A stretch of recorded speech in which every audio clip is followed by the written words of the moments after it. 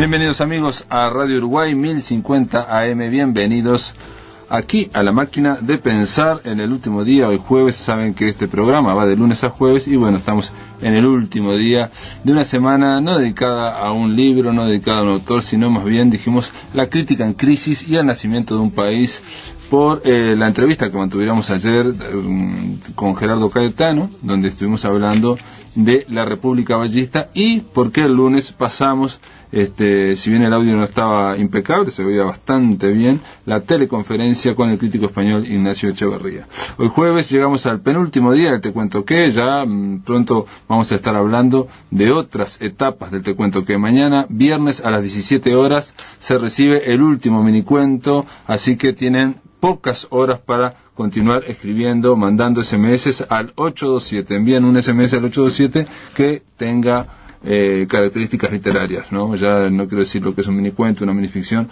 Y por lo que yo estuve viendo, en esta cosecha, en esta edición, la gente se lo ha tomado muy en serio. Prácticamente no hay los chistes verdes que había antes, los chistes que había, o los chistes de los gurises. Yo me imaginaba que son los gurises los que en general mandan chistes tipo había una vez trus. En fin, quiero decirles amigos que llegamos aquí nos llegó varios libros, una bandada de dados, un libro de poesía de Laura Inés Martínez Coronel, la poeta que vive en Melo, un libro de historia, se llama Oligarquías, Militares y Masones, la guerra contra el Paraguay y la consolidación de las asimetrías regionales, editado por Ediciones de la Plaza, y está escrito por Mario Dota Ostria. Él es catedrático de Historia de la Facultad de Humanidades, y es un libro muy, pero muy grande, tiene como 498 páginas. Y después un libro de poesía que había oído hablar, no lo había visto, esto creo que es del año pasado, que se llama Res, de Claudio Magliano, y que está muy, pero muy lindo.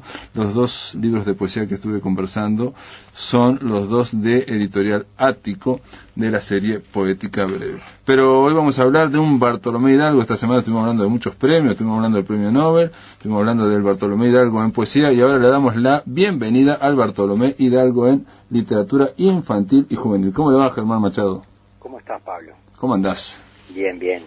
Germán Machado dio la sorpresa, ¿no? Es como este año con el Tamanduá.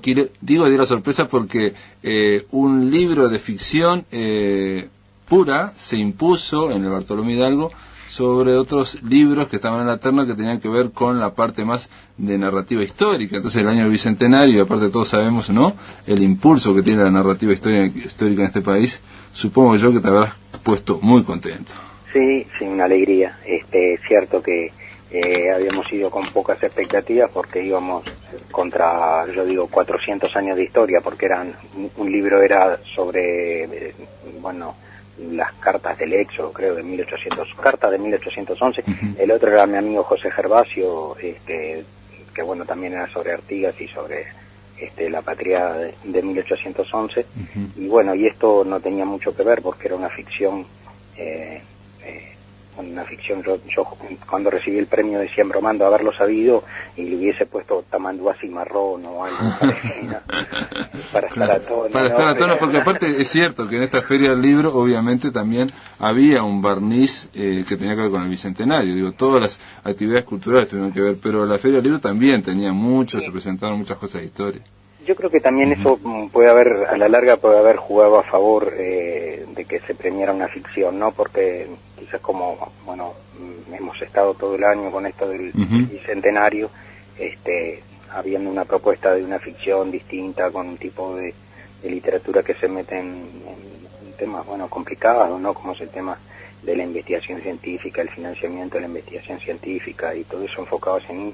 Creo que le llamó también al jurado, le debe haber llamado la atención, y creo que lo mencionan de alguna manera también en los considerandos de por qué le dan el premio. Ah, sí, lo mencionaban en la fundamentación, ¿no? Sí.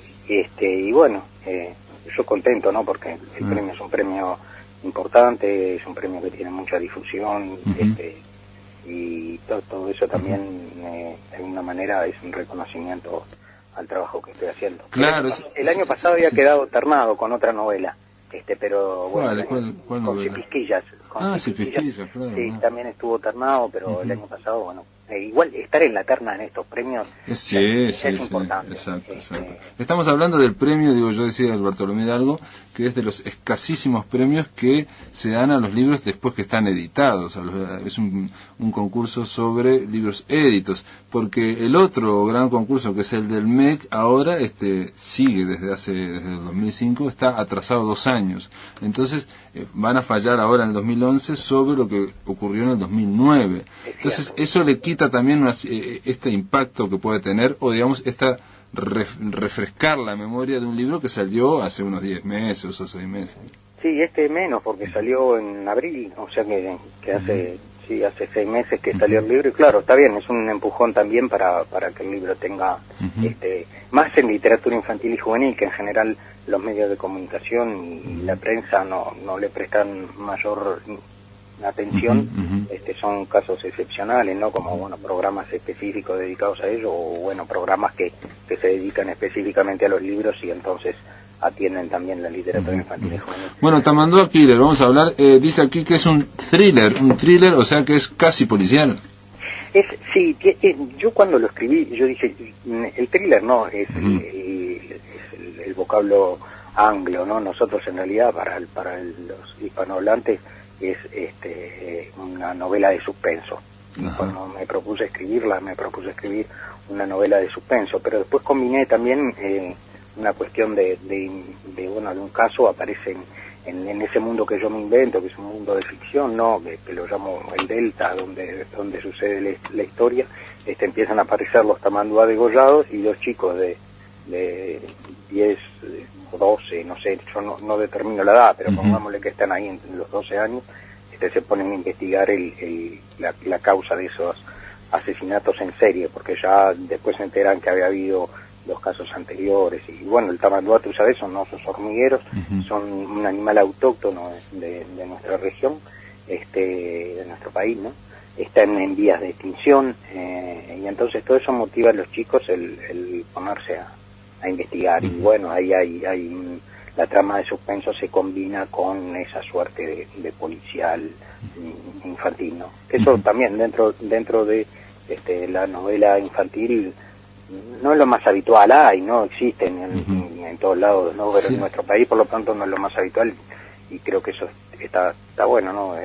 Explorar una literatura de género de pronto, pero que uno escribe sobre temáticas que le interesan. Yo por eso te decía, abordo ahí cuestiones complejas, delicadas, ¿no? Que son comprometedoras para toda la sociedad, pero enfocándolo como con un matiz de lo que es la literatura infantil, ¿no? Que es una historia donde los protagonistas son jóvenes, son niños. Y ahí también, leo en tu blog que se te disparó, digamos, o parte de la historia a raíz de una noticia real. Ahí está incluso el recorte ahí de Germán Machado estaba por hacer un asado y lee un diario que iba a tirar al fuego, y resulta que aparece la historia de un oso hormiguero en la quebrada de los Cuervos. Sí, eso fue una casualidad, porque yo ya tenía escrita la novela, o sea, la información de que estos animales estaban en vías de extinción ya la manejaban, pero el mismo día, ponele que fue a los 2 días de que me confirman en la editorial Fin de Siglo que van a publicar el libro, estoy haciendo un asado y es una noticia en el diario El País que dice algo así como el último Tamandua, y yo lo publiqué en el blog y después me corrigieron, porque me escribe un comentario en un guardabosques de la quebrada de los Cuervos diciéndome que no, que en realidad hay varios, que el tema es que son animales que no se muestran mucho, andan por los árboles, entonces es difícil verlos, pero que él de vez en cuando ahí en la quebrada de los Cuervos llegaba a ver alguno. Y bueno, sí, apareció uno que lo llevaron después para un zoológico, creo que en Brasil, ahí por la zona de 33, que eso es en ciencia lo llaman un avistamiento. Cuando hay un avistamiento se confirma que el animal no está extinto, y bueno, es un animal autóctono de nuestro país que no está extinto, pero que están desapareciendo. El motivo de la desaparición es básicamente la pérdida del bosque criollo, ¿no? Como es un animal nativo, vive en los bosques, la tala de los bosques criollos ha hecho que al modificar su hábitat se desplacen, se vayan más hacia el norte. Hay un detalle de tu novela, que obviamente los que lo conocen van a saberlo, digamos, pero como estamos en radio, hay que decir que tiene una ilustración muy interesante en la tapa de este hombre, Óscar Escotelaro, porque en realidad llama la atención, tiene la dinámica de los cómics, incluso de los cómics españoles, te diría. Sí, Óscar Escotelaro ilustra la colección, toda la colección Montaña Errante de esta editorial. Él es como el ilustrador oficial, digamos. Y bueno, yo tuve la suerte que aparte tiene ilustraciones interiores, que algunas novelas de la colección no las llevan. Fui mimado, digamos, por la editorial, que me trató muy bien en ese sentido, y le puso algunas ilustraciones interiores, y con Óscar trabajamos muy bien, nos entendimos perfecto desde el arranque, y fuimos correo va, correo viene, chequeando, digamos, que las ilustraciones fueran muy bien con el libro. Yo quedé muy satisfecho y él también, así que eso también está bueno, ¿no?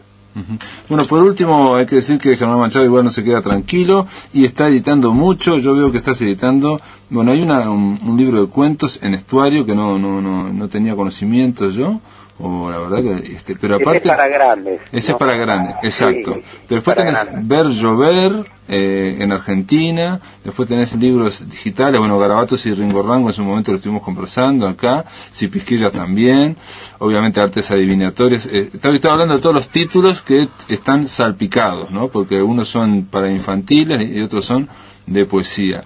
Y ahora entraste en la narrativa juvenil. ¿Y qué más? ¿Cuándo viene la narrativa para adultos? ¿Ya vino? Bueno, los cuentos. Los cuentos, claro. Es un desafío, igual para mí, escribir una novela para grandes. Yo no hago mucha distinción, uno se pone a escribir y a veces empieza escribiendo un cuento que piensa que es para niños y termina siendo para grandes, y a veces empezás escribiendo algo que pensás que es para grandes, y cuando lo vas haciendo te das cuenta que termina siendo un libro para niños. Yo ahí pongo el énfasis en el sustantivo literatura y no en el calificativo infantil y juvenil. El que después nos lea un niño, ¿no? Para mí eso ya está muy bueno, porque confirma que efectivamente es un libro para niños, ¿no? Pero no hago tanta distinción. De todas maneras sí tengo ganas hace tiempo de escribir una novela, que la tengo en la cabeza, pero es cuestión de tiempo, ¿no? Y este año ha sido muy intenso. Sí, saqué 3 libros y hay uno que lo publican ahora. 4 libros en un año es una locura. Está bárbaro. Sí, la verdad es que te mandamos una gran felicitación. No, pero de todas maneras yo explico siempre que en realidad no es que uno escriba todos esos libros en un año, ¿no? Son cosas que de pronto se acumularon, y bueno, es un buen momento, y las editoriales también se interesan en el trabajo de uno, y ahí hay más posibilidades de publicar. Muy bien, qué humilde que es Machado, que es humilde. No, porque es cierto, nadie escribe 4 libros. Está claro, pero digo, si las editoriales se interesan, también tiene que ver en general por la calidad de la escritura. Te mando un abrazo grande, Germán Machado. Bueno, Pablo, gracias, y un gusto estar contigo en el programa. En el aire de Radio Uruguay, La Máquina de Pensar. Amigos, estamos aquí en La Máquina de Pensar. Le damos la bienvenida ahora al autor de Pensamientos Salvajes, un libro de ediciones El Mendrugo, Marcelo Marchese. ¿Cómo andás, Marcelo? Bien, muchas gracias por la invitación.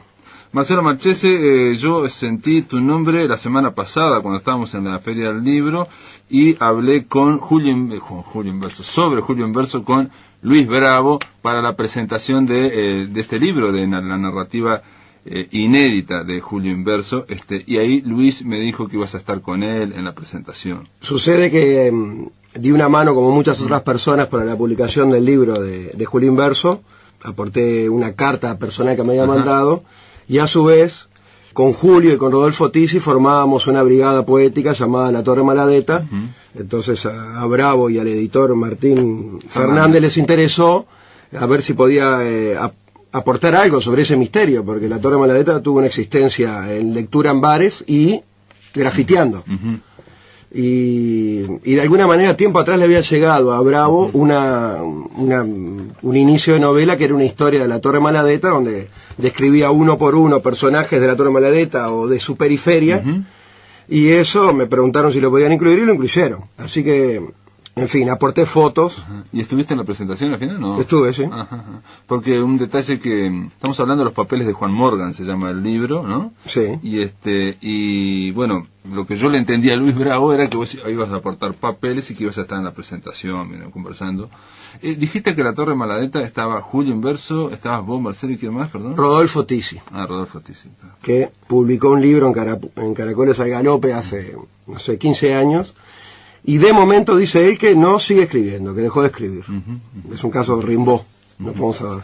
Y en tu caso, Marcelo, me decías que editaste en el año 1996, Ocupaciones Estudiantiles, Utopías al Presente. ¿Qué era qué? Sería un libro de agitación o de propaganda, porque sucedió que en esas ocupaciones empezaba a tener problemas para hablar en las asambleas del gremio del IPA. Era complicada, se complicaba cuando intervenía, y también el gremio docente. Llegó un momento que no tuve otro mecanismo para hacer oír mi opinión que escribir un libro. Y lo escribí en 15 días o en 10 días de corrido, y lo largué. Es un libro de educación y de política, digamos. Y me decías que cuando sacaste ese libro, bueno, fue tu último año como profesor de historia. Acá en el libro tuyo, Pensamiento Salvaje, que está prologado por Guillermo Vázquez Franco, entre otras cosas, habla de tu pasaje por el IPA y como profesor. En el año 95 tuve un problema en secundaria porque, según el informe del director, atentaba contra la altura o ponía en tela de juicio la altura de nuestro principal héroe, don José Gervasio Artigas. Yo mantengo esa denuncia. Por lo cual hubo una investigación que quedó, digamos que en la nada, o quedó procesándose. Pero al año siguiente, todavía esa investigación estaba pastando, se dan las ocupaciones, publico el libro, y según el informe de una amiga de la que era mi mujer en ese momento, vinculada con el que dirigía el Codicen, dijo: este hombre no da más clases. Pero, ¿qué pruebas tengo yo? Me lo dijeron, ya sabes cómo es. Pero, definitivamente fue una prueba más de que era mejor mantenerme alejado de las clases. Yo era profesor de historia. Te pregunto todo esto porque en Pensamiento Salvaje, que es según Vázquez Franco, y bueno, podría, porque es un libro, digamos, heterogéneo, dividido en varias secciones, y Vázquez Franco, para mencionarlo de alguna forma, para tratar de describirlo en su prólogo, dice que podría ser una antología de artículos. Dice que son varios libros. También son, exactamente. Sí, son varios libros, porque están divididos, cada sección podría ser un libro independiente, ¿no? E incluso llega a decir que de repente algunos artículos. Yo creo que, por lo que yo entendí, son 36 libros para él. Ajá. Pero... Bueno, y cuando digo que es heteróclito, heterogéneo, es porque la materia que se aborda acá en Pensamiento Salvaje es muy diferente, ¿no? O sea, hay una sección dedicada a desmitificar o a denunciar Artigas, como estás hablando ahora, pero hay otra dedicada a la revolución árabe actual, a las revueltas árabes que ocurrieron hace unos meses, y a toda la historia árabe, y hay otro dedicado a la literatura, ¿no? En realidad el tema del arte como que atraviesa todo el libro, ¿no? Y capaz que me estoy quedando... algunos más me faltan. Goya. Y los de Goya, que fue lo primero que leí. Los grabados de Goya me llamaron mucho la atención, porque a mí me gusta mucho Goya, me gusta muchísimo, y me gusta en particular los grabados de Goya, y me sorprendió que alguien aquí en Uruguay se dedicara a abordar no todos los grabados de Goya, porque aparte yo siempre he pensado que tienen una fuerza literaria impresionante. No solo los dibujos de Goya, no solo el grabado, sino lo que él los comentarios que él escribió abajo son impresionantes. No solo a mí me impresionó, porque aquí en el libro se incluyen 10 de los 80 caprichos de Goya. Pero anunciamos que vamos a alargar un libro con el pintor Javier Gil, con el pintor Andrés Vico, y ahora se agrega un amigo escritor, Alberto Costa, que vive en Argentina. Entre los 4 haremos un libro, es decir, Javier ya escribió sus 80 análisis. Yo ya escribí mis 80, destiné 10 acá porque así era procesado el libro, en aquel momento iban a ir, y Andrés Vico también. Y vamos a reunir 4 miradas sobre estos 80 grabados de aquel... Que son solo, los caprichos, estamos hablando, no, de todos los grabados. Eventualmente son los caprichos. Desastres de la guerra y todo eso, no. No, en realidad todo surgió porque uno de nosotros, Andrés, cuando fue a ver el año pasado vinieron los caprichos completos, digamos, en una primera edición, originales. Y Andrés Vico empezó a escribir en el museo y me mandó unas notas. Claro. Y a mí me generó escribir las mías y fuimos a visitar a Javier, el cual vive en Carmelo, y le gustó la idea y bueno, por ahora son los caprichos. En cuanto a lo que decías antes, de la variedad del libro, mis amigos editores me desaconsejaron que editara todo esto junto. Me dijeron uno me quería editar la Revolución Árabe por un lado, el otro quería editar una selección de 7 y el otro, digamos que comercialmente no era idóneo eso, porque uno me quería editar una historia de las ratas, no sé si la viste, hay una historia de las ratas. Sí, la historia de las ratas, un ensayo sobre las ratas. Ahí va, él quería hacer un librito aparte con eso, el de precisamente que editó Julio Inverso. Pero me parece que tienen la unidad de la mirada heterodoxa, es decir, gana el texto, porque cada uno tiene que dedicarse a su materia. Cada vez surgen más profesiones, más especialización y nadie sabe nada del resto de lo demás, nadie sabe nada de filosofía, nadie sabe nada de nada. Leí en el último libro de Gerardo Caetano, hay un apéndice al final donde se ponen miradas de extranjeros sobre nosotros, del 1920-1930, y hay una señora inglesa, se llama Rosita Forbes, que lo que dice es que la cultura, ella estuvo acá un tiempo, es muy afrancesada y los intelectuales uruguayos se dedican a una sola cosa porque temen ser obvios. Mira, también está claro que nos dedicamos a Francia porque en el IPA la historia medieval que te daban no era la japonesa, no era la escandinava, no era nada, era la historia medieval francesa y apenas la española. Por lo tanto, vos hablás con un estudiante del IPA o algún profesor del IPA y le hablás del mundo árabe, no sabe absolutamente nada. No digo culpando, digo, el sistema es ese. Se estudia, sí, matriz, al menos en el Río de la Plata. La matriz, digamos, francesa, que ahora se dio un poco, ¿no? Pero en su momento fue fuertísima. Igual la historia que tenemos, cuando se estudia historia, se estudiará algo de historia nacional, bueno, es obvio, de americana. Historia universal es la historia o de Europa, bueno, obligatoriamente, si tenés que ir después de las primeras civilizaciones, tenés que ir a Egipto, pero me refiero a la Edad Media, al Renacimiento, vas a ir a Francia. Eso tiene que ver también con lo eurocéntrico. Pero un detalle que está en tu libro y que empieza así el libro, y tiene que ver con lo árabe y con la mirada histórica. En general, uno tiende, y eso es un programa sobre todo literario, ¿no? Se tiende, ya estábamos hablando de esto, se tiende a hablar de historias o de literaturas nacionales. Entonces hay gente que se desacomoda, ¿no? Por ejemplo, Lautréamont, que es el que hablas vos, digo, obviamente desacomoda, ¿no? ¿De dónde es? ¿De dónde es? Bueno, para los franceses es francés y basta ya, no se puede decir más nada. A mí me ha tocado hablar entrevistar a un gran poeta español, Peregín Ferrer, o a Luis Eduardo Aute. Los dos aman a Lautréamont. Los dos consideran que Lautréamont es uno de los más grandes, ¿no? Junto con Rimbaud. Y cuando les dije lo de que era nacido en Uruguay, se quedaron así, sí, pero es francés. O sea, no querían, y estamos hablando de dos españoles, ¿no? Es lo mismo que con el Cervantes. No admitir que, o les costaba, digamos, admitir que, ¿qué pasa esto? ¿Qué quiere decir que es un uruguayo? ¿Qué quieres decir con eso, no? Lo que pasa es que acá hay una contradicción entre arte y nación, en pocas palabras. Quiero justificar mi país, bueno, el nacionalismo quiere apelar a sus artistas nacionales. Un artista es un gran artista, digamos Tarkovsky, es un artista universal, y bueno, los rusos van a querer decir es nuestro, porque de igual manera que a la economía española le conviene extender el castellano, o a los norteamericanos les conviene extender el inglés. Ahí una cosa es lo que hace el artista y otra el uso que el Estado o la nación quiere hacer con ese, es decir, el uso de la nación. Sí, pero a veces son también, digo, yo no niego eso, pero también a veces son como matrices culturales, forma de pensar.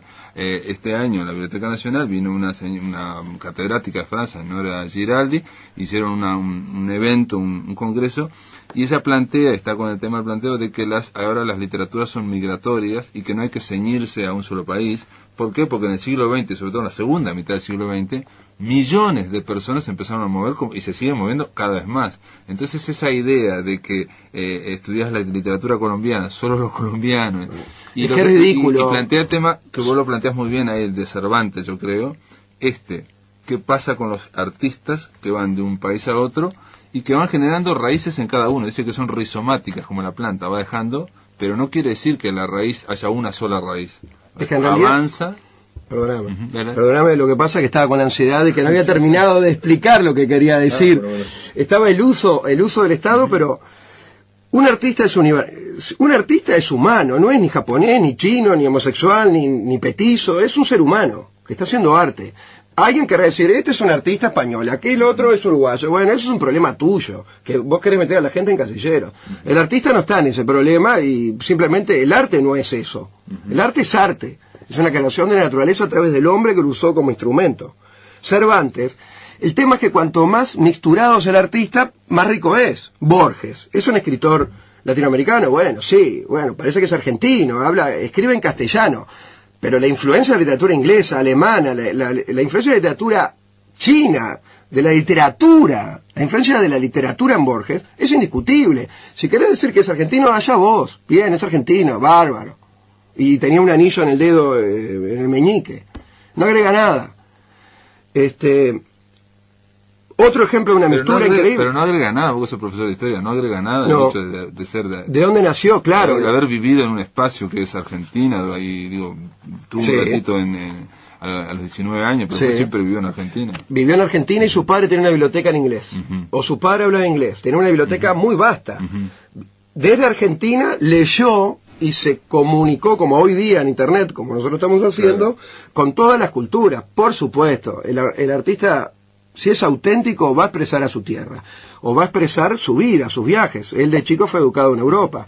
Algo influencia eso. Es decir, es argentino, de acuerdo. Jackson es argentino, nació en Argentina, es una mezcla.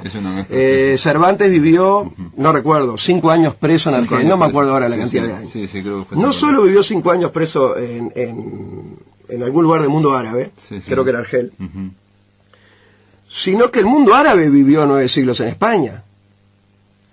Entonces, es un escritor español, bien, pero España también significa lo árabe, fuera de toda duda. Estamos hablando eso está claro. Bueno, está claro para vos y para mí, pero no está claro para todo el mundo, porque así como se asombraron estas dos personas de que el Otramón era uruguayo, si vos decís, el Quijote es un libro heredero de las 1000 y una noches, y el principal antecedente del Quijote son las 1000 y una noches y no la novela de caballería, bueno, no te contestan. ¿Quién sos vos para decir eso? Ni siquiera te contestan. Y obviamente va a estar ahí toda la misma literatura que hizo traducir al Quijote, porque tú no leíste el Quijote original, ni yo tampoco. La Real Academia decidió en el siglo XIX una corrección ortográfica del Quijote.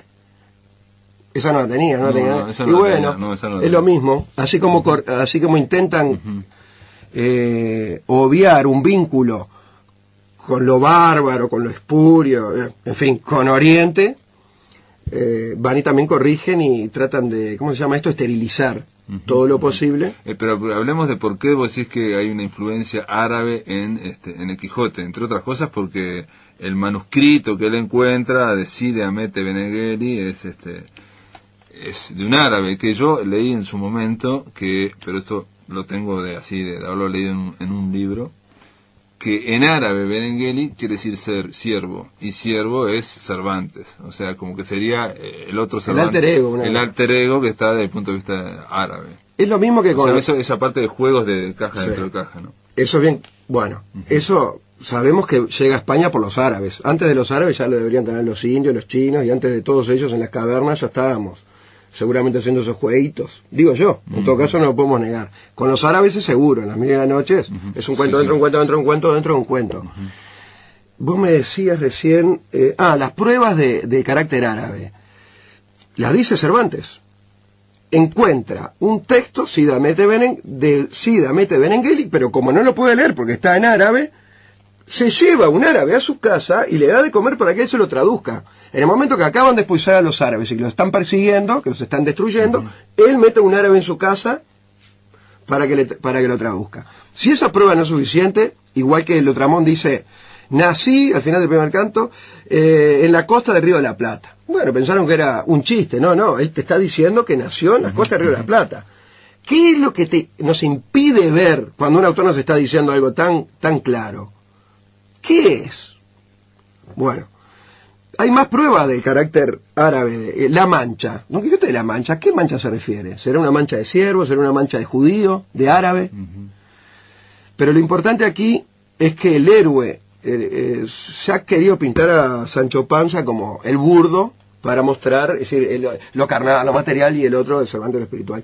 Bueno, tal vez sea así, pero no es así. En el segundo tomo no es así. Sancho Panza es el héroe sufí, es un héroe que está en las 9 noches como Choja, y también está en los relatos sufíes de Nasruddin, que es el del idiota santo. En pocas palabras, el loser de las películas es el verdadero genio para Cervantes, porque él fue un loser. Yo escuchaba hace poco al lado de mi casa una niña decía a otra, you are a stupid loser. Estaba contenta porque había aprendido algo en inglés, lo primero que hizo fue aprovechar a tratar de loser a la otra. No tuve tiempo de decirle, bueno, de vos no sabemos nada, pero de vos, de la loser, en una de esas sos un artista como Cervantes, que era un tartamudo. Que es como habría que empezar las clases de literatura con Cervantes. Bueno, había una vez un tartamudo. Imagínate un tartamudo en un colegio medieval o del Renacimiento, en fin, del 1600, después del Medioevo. Y este loser, este perdedor, es el que transforma a un héroe de él, un estúpido, en el principal sabio, junto con el Quijote de su novela, llamémosle novela. Porque es una transformación del gordo imbécil en un santo. El idiota santo es un concepto que ahora, no sé por qué motivo lo está tomando la cuántica con Nasruddin. Están utilizando las enseñanzas sufíes para explicar sus raras doctrinas, sus raros descubrimientos, los cuánticos. Y ahora en realidad hay una cierta eclosión de la literatura sufí, te digo, porque yo puedo testear qué piensa la gente porque vendo libros. Porque sos librero.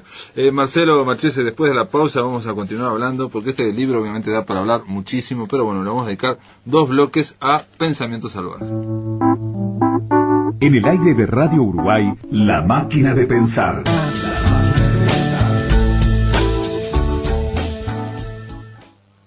Llegó Universal Hogares. Dicen que en Internet está todo, pero la verdad es que a Internet le faltan muchas cosas. Las opiniones de Cecilia, la curiosidad de Florencia, las ideas de Marcos. A Internet le faltan muchas cosas, porque le faltaba una sola: ser para todos. Universal Hogares. Ahora, si tenés o contratás una línea de teléfono fijo, pagás un costo de conexión de 490 pesos por única vez y tenés Internet ADSL 1 GB gratis y para siempre. Por consultas 0800 11 11 o www.antel.com.uy. Avanzamos juntos. Universal Hogares de Antel, la empresa de comunicación de los uruguayos. Identidad Uruguay 2011. Laboratorio Creativo de Diseño e Innovación. Organizado por la Facultad de Diseño y Comunicación de la Universidad de la Empresa, los días 20 y 21 de octubre se llevará a cabo la 6ª actividad de Identidad Uruguay. Está dirigida a diseñadores, empresarios de pymes, artesanos, docentes y estudiantes de diseño de accesorios y vestimenta, diseño gráfico, publicidad, asociaciones empresariales vinculadas al mundo de la moda, líderes de emprendimientos y facilitadores de proyectos. Por más información, info@ude.edu.ui o www.ude.edu.ui. Apoyan Ministerio de Industria, Energía y Minería, República AFAP, DINAPYME, MAPI y Radiodifusión Nacional del Sodre. Babel les presenta. Esto es un poco surrealista, la historia del la jeta del tango. Es un instrumento que El bandoneón. el cerebro. El aire del tango. Majestuoso, profundo. Una serie original de 3 programas producidos por Babel sobre la curiosa historia de este particular instrumento. Los miércoles con reiteración los domingos a las 9, 15 y 21:30 horas. Son medio seres vivos. Babel 97.1 FM. Miércoles 12 de octubre, tercera y última entrega dedicada a los grandes intérpretes del bandoneón.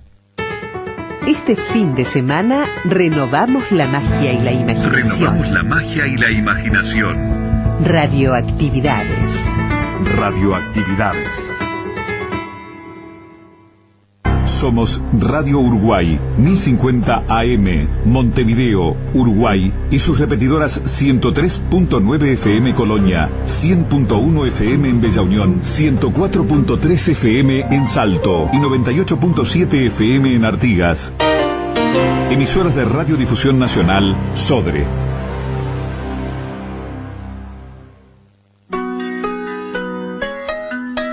Para comunicarte con la máquina, envía un SMS al 099 78 0066 o un correo electrónico a lamaquinadepensar@adinet.com.uy.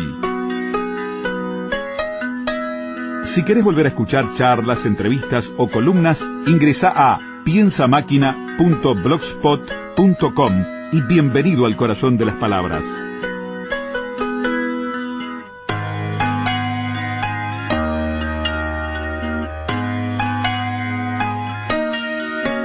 Continuamos en La Máquina de Pensar, acá con Marcelo Marchese y con su libro Pensamiento Salvaje. Es un hombre pasional, un hombre que se apasiona, pero aparte es muy heterogéneo. Vuelvo a insistir, Tarkovsky, Clint Eastwood, Robert Graves, el poeta y ensayista inglés, están aquí. Hablas de la diosa blanca, que es la diosa de los poetas. Sí. Llegué a Robert Graves por un erudito, el mayor erudito que conozco, en Uruguay, se llama Jorge Añón, que hace máscaras. ¿Lo conoces? No.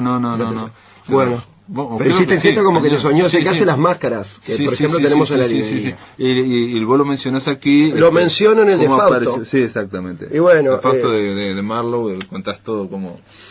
¿Cómo lo conocía este hombre? En realidad es una cosa que está muy bien, digamos, desde el punto de vista ensayístico. A mí me gustó, que es el de, por un lado, reflexionar, pero por otro lado, vincular lo que estamos leyendo a la vida de uno mismo, ¿no? O sea, lo que pasó en un momento dado, que alguien entró y, ¿no? Entonces estás hablando de Shakespeare, de Christopher Marlowe, y de repente alguien entra vendiendo. Esta persona que fue el que me llevó me trajo el el Fausto de Marlowe, pero me nombró la diosa blanca, me habló de la diosa blanca, y luego leyendo las entrevistas a Borges, que le hace María Esther Vázquez, vuelvo a encontrar a la diosa blanca. El libro de la diosa blanca no lo he leído, es uno de los libros más buscados. Es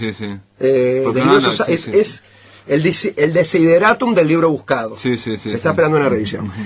Hay un poeta, Morena, acá, que siempre está buscando. Daniel Morena. Sí, Daniel Morena. ¿¿Qué plantea Graves en la diosa blanca según Jorge Añón y según Borges? Así que yo los estoy traduciendo. Canta, oh diosa, la cólera del Pélida. Canta, oh diosa.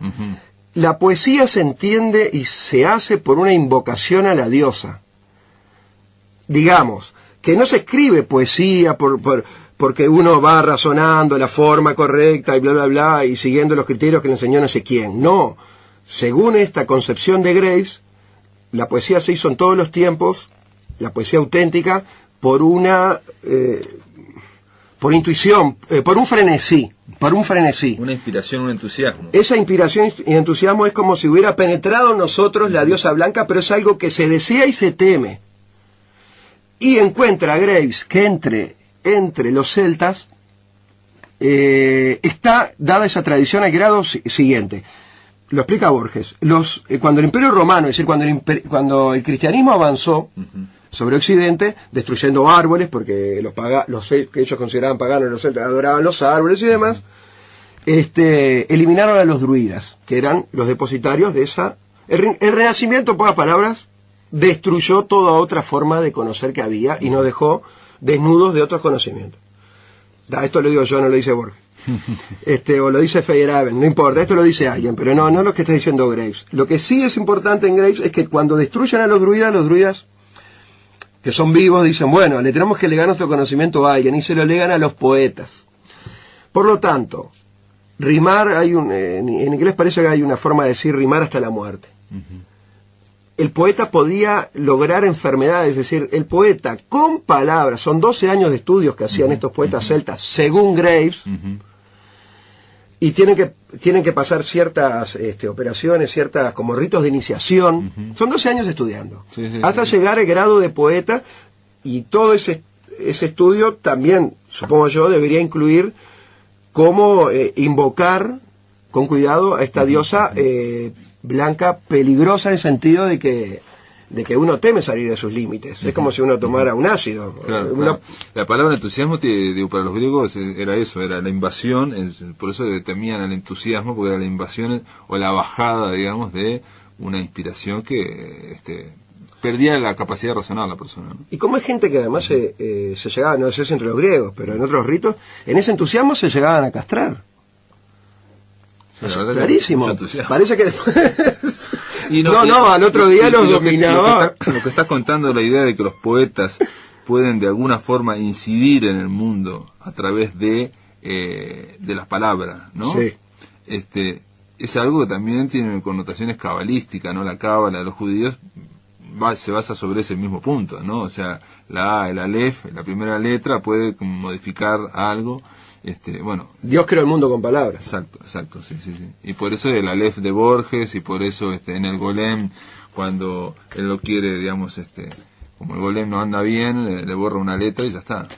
Yo quiero aprovechar eso que decís para hablar algo que hablamos con mis amigos, con Javier, y con Andrés y con Añón.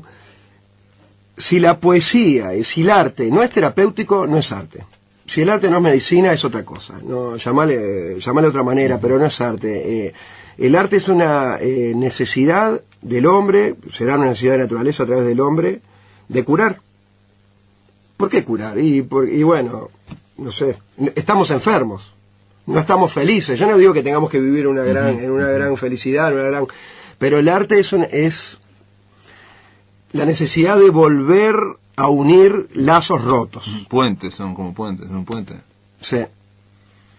Pienso eso, que la palabra, si la palabra no emociona y no te vuelve a vos a la belleza, o no te trae una unidad, ¿por qué estamos enfermos? Y porque estamos desunidos. ¿En qué sentido? Estamos alienados. Vos le metís a aquel, el otro roba al otro, aquel va a la guerra. El hombre es el lobo del hombre. El arte, uno supone que busca mandar otro discurso, unir de otra manera y buscar otra verdad. ¿A través de qué? De la emoción. Uno no duda de ciertas verdades a través del arte, porque cuando te llega por la emoción no tenés la menor duda si eso es cierto o no es cierto. Ni te importa si es cierto o no es cierto. Estás emocionado, te dieron una nueva idea, algo te alumbró, algo te unió. Dice Gili que los poetas son los legisladores desconocidos del universo. Eso es lo que expresa lo que te dice. Sí, y de alguna forma, vos hablas también de la educación en otro artículo, y es cierto que si uno lee cosas meramente intelectuales, una guía telefónica, por ejemplo, datos, no te van a modificar, no te va a modificar tu visión del mundo, por más datos que vos leas, ¿no? Bibliotecas enteras. En cambio, si lees algo que te emociona, una información, pero que además te emociona, que eso es el arte, ¿no? La transmisión de una experiencia espiritual, decía en su momento el hebrero también, eso realmente modifica en algo. No digo que te modifica mucho, pero modifica en algo. En cambio, lo otro, lo meramente, ¿no? Un atlas. Es como ha cambiado ¿dónde ha ido a parar esa sabiduría que hemos perdido en aras del conocimiento? ¿A dónde ha ido a parar ese conocimiento que hemos perdido en aras de la información? ¿Qué son los diccionarios actuales, las enciclopedias actuales? ¿Por qué Borges leía la enciclopedia? Mira, esto es un anuncio. El día que alguien lea la enciclopedia británica que leía Borges, la edición anterior al 11, va a haber una cantidad de fuentes de plagios de Borges, necesarios y maravillosos plagios que hizo Borges. Plagios, no plagios, se basó en eso. Y yo me baso también un poco en el diccionario enciclopédico hispanoamericano, porque en el quiebre del siglo es cuando se da este cambio. La enciclopedia británica aquella tenía ensayos libremente escritos por De Quincey. El diccionario enciclopédico hispanoamericano tiene ensayos de Solís de Martín, de Rodó, en fin, de otros, de acá y de Argentina y de todo el mundo hispanoamericano.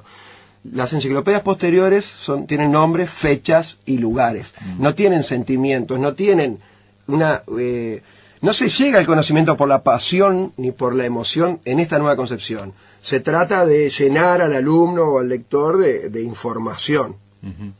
El problema es que si esa información no se puede transmitir la experiencia de otra cosa, si esa información va en contra de la sabiduría. La historia de la literatura se podría hacer sin nombrar un solo autor, porque es una historia del sentimiento. Ahí está el problema. Atiborramos ese vaso llamado alumno bueno, y nació en tal época y aquel era vanguardista y el otro era superrealista y aquel era expresionista y nada dice nada, ni eso no dice nada. ¿Qué me importa que Van Gogh sea expresionista? Sí, son como etiquetas que en un momento vos lo decís, una frase... Te alejan. Y que aparte de que uno espera algo que te interesa, un autor que te interesa y basta leerlo, digo, esto capaz es una crítica muy fuerte, pero un autor que te interesa, basta ir a clase de literatura y empieza a desinteresar, o empieza a a veces ocurre que un docente logra entusiasmar, pero en general ocurre eso. A mí me ocurrió por lo menos. A mí también. Lo que dice Bretón es que lo que me llevó a leer a Baudelaire y a Lautréamont era precisamente que no estaban los programas de literatura. Por eso no quería él estar en los programas. ¿Qué opina, le dice el entrevistador André Perrinó, del hecho de que ahora el surrealismo esté en los programas de literatura? Y dice Bretón, no dudo que sea la mejor manera de destruir el surrealismo. Está bien. Y para terminar un poco, con el tema de la poesía, digo, obviamente, con todo lo que estás mencionando, vos no pensás, o cómo pensás en los poetas que hablan de estrategias, que hablan de recursos, porque se habla de eso, ¿no? Y en novela mucho más aún, ¿no? O sea, constantemente. Y bueno, es necesario. El problema es, hablando de fútbol, si vos pensás el dribbling no te va a salir en el partido, pero vos tenés que en el entrenamiento practicar los dribbling, para que cuando te surja la inspiración, Maradona y Messi son jugadores que estaban con mayor momento de inspiración que el resto de los jugadores, y Pelé, cuando te surja la inspiración, va a utilizar los máximos recursos que tengas. Cuantos más recursos vos conozcas, en el momento de la inspiración más va a salir. Entonces, vos tenés que ir practicando, escribiendo todos los días. En el momento de la inspiración va a salir lo mejor, eso seguro. ¿Los recursos se pueden utilizar? Sí. Los usó Cervantes, estudió Las Mil y Una Noches, o los relatos, y los utilizó. Julio Inverso utiliza los recursos del surrealismo, del hermetismo. No, una cosa no es contradictoria con la otra. El tema es